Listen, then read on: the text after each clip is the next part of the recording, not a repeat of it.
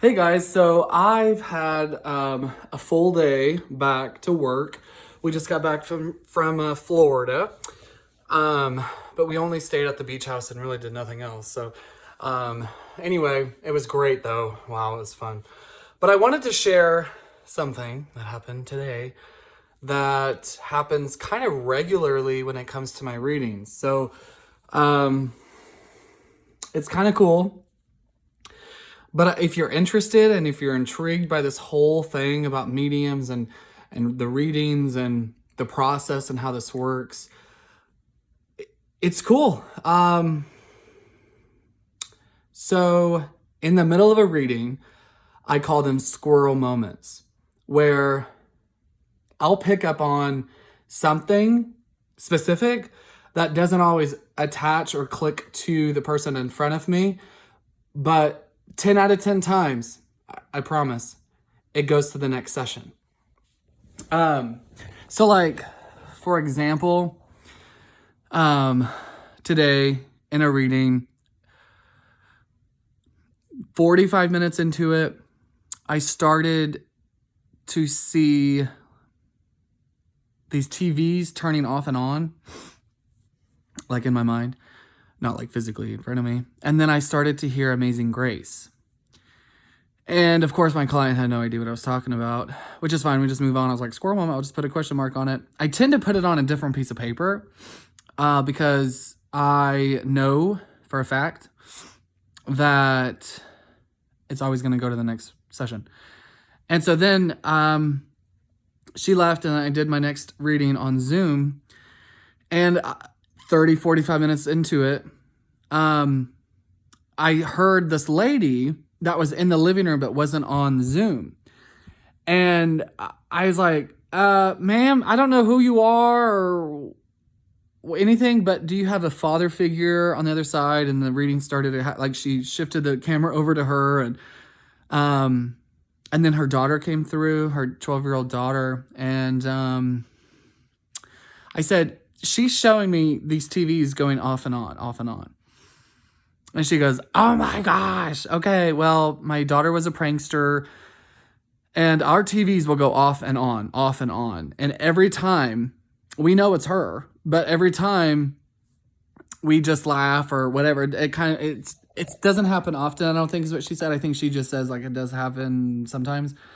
And then a few moments later, oh no, the way that she came forward was I said, I'm hearing Amazing Grace.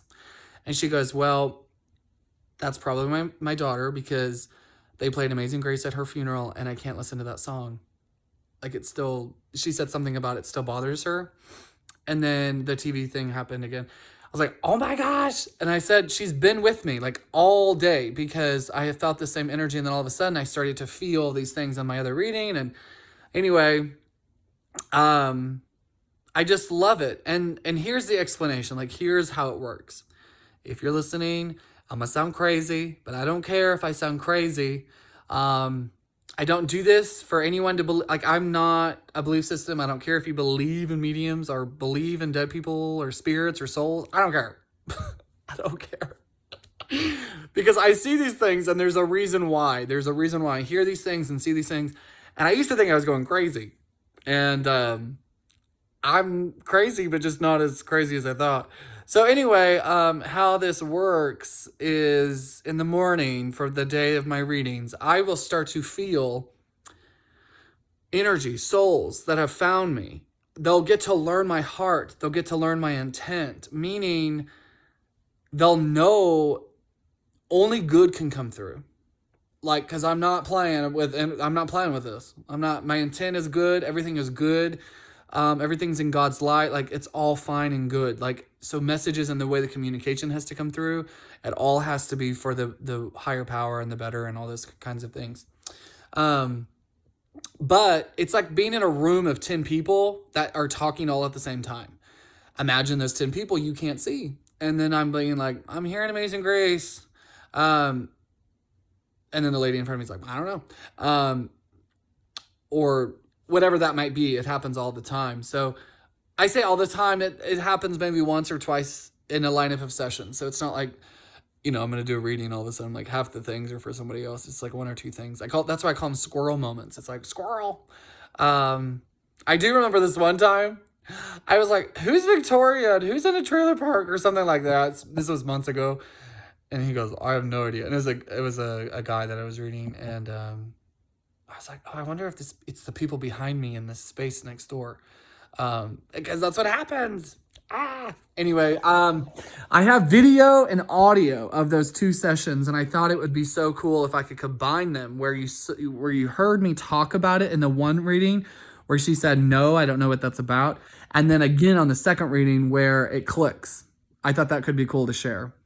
But if you're interested in this process, or if you're intrigued by the whole thing, my best advice would be to listen to my Spotify podcast to kind of listen to the process and the way the conversation usually goes.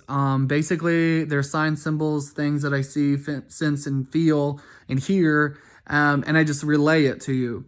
I'm getting comfortable because this video is a lot longer than I thought. So, the other thing, this is the last thing.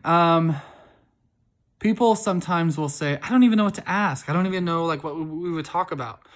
So it's actually not up to you. It's not up to me. Souls, they drive the conversation, okay? They give me the things, they give me the information, and then I talk about it. It's a conversation. I was like, why am I seeing this? Why am I seeing that? And then I feel this and I feel that. Or where does this go in? Where does this play? Because this is what I'm getting. I'm not a psychic. I'm not here to do it right. Like, I don't care. I mean, of course I want to be right, but that doesn't disprove what I can do or what mediums can do. Like, when you watch the shows, like, I'm going to just say, when you watch Long Island Medium and people are being skeptic about some of the things that she says, it's like, well, she's not a psychic. Like, she can't specifically say to the T, like, but then sometimes she's like, to the T. It's sometimes I think if we get a little too literal, we rob ourselves from the messages. We rob ourselves from the healing that this whole thing is about. So, I don't know. I've had a lot of conversations today about like religion and how that falls in the place of things. I just only wish that people could find it in their heart that if they're needing healing, I'm talking about people who are on the verge of killing themselves, or on the verge of overdosing, or depressed, or can't live. I'm talking about those people who need help.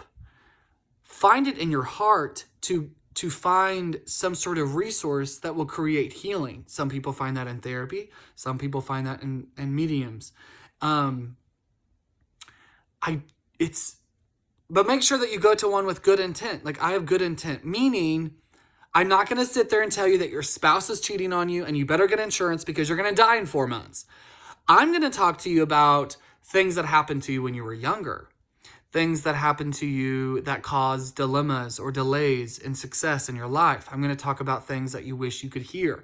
I'm going to talk about things that need to be said to allow healing.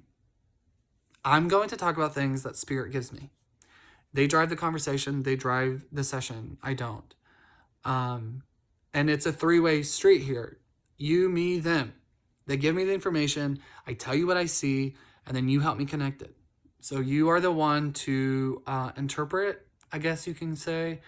Of course, I interpret it in my way, but then I'm going to give it to you, and then you kind of do it, But also, the other thing, during my readings, like, I love it when people don't give me any information. Don't give me your name. I don't need your name. When you book with me, make up a name. Make up a name, please. I just think it allows... Sorry. That was a little dramatic. I think it allows for more of a opportunity to prove to you that your loved ones are around you. I don't care about you believing in me. I don't care. I've never done anything in my whole life for anyone to believe in me. And I say that nicely because I live my life. I live my truth. I live my way of knowing who and what I am. And that's how it matters. But I know that a lot of people are robbed from healing and are robbed from an experience that could easily level you up with feeling adequate, with feeling confident, with feeling alive again.